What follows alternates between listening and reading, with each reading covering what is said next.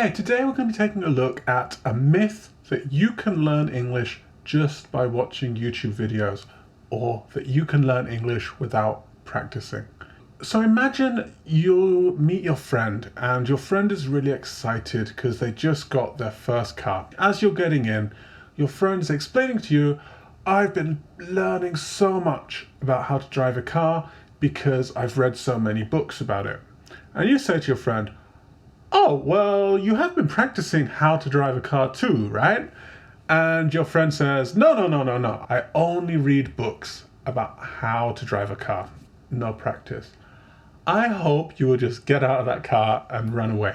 And what I'm going to talk about in this video is why English is a little bit similar to that. So when it comes to learning, there are two types of things. We have knowledge and we have skills. And these aren't the same, right? So in English, you might know that this is called a pen, or you might know that we add ing to the end of a verb to make it act like a noun in a sentence. If those were skills, it would be something like being able to use the word pen in a sentence naturally when you're talking at real speed. Or it might be remembering to use the word ing in sentences in the right place all the time. And actually these aren't the same thing, and often they get grouped together into one thing.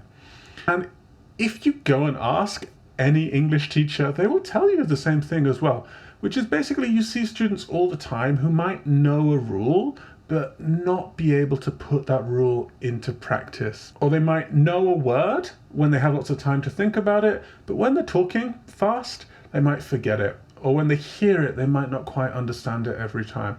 So it's very common for people to have knowledge, but not have the skill to go along with it. Now, what does that have to do with practice? Well, I think this is kind of the same thing.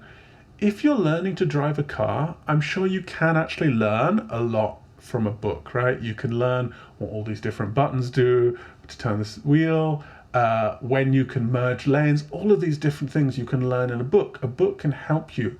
But if you only use the book, it's not going to teach you how to put that into practice. You need to sit down in a car with someone and they need to show you, and you need to do it for real, and you need to do it over and over and over again. You can't just do it one time. And English is kind of the same.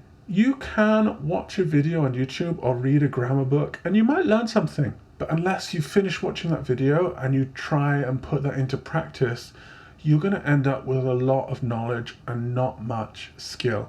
So I do think videos like this one that you're watching right now can be really useful. You shouldn't only use this type of video to learn English. The exception to this is lots of people do use YouTube to practice listening, and that's fine because that is practice. If you listen a lot, you'll just get really good at listening. So that's good. What I'm talking about here is I'm just going to watch a lot of grammar videos and I'm not going to practice that grammar at all. That is not going to help you learn English. I hope this video was really useful for you. Somewhere up here, we should have a few more videos. Also, hit like and hit subscribe down below because we put out a new video every single week that's going to help you to learn English in a practical way.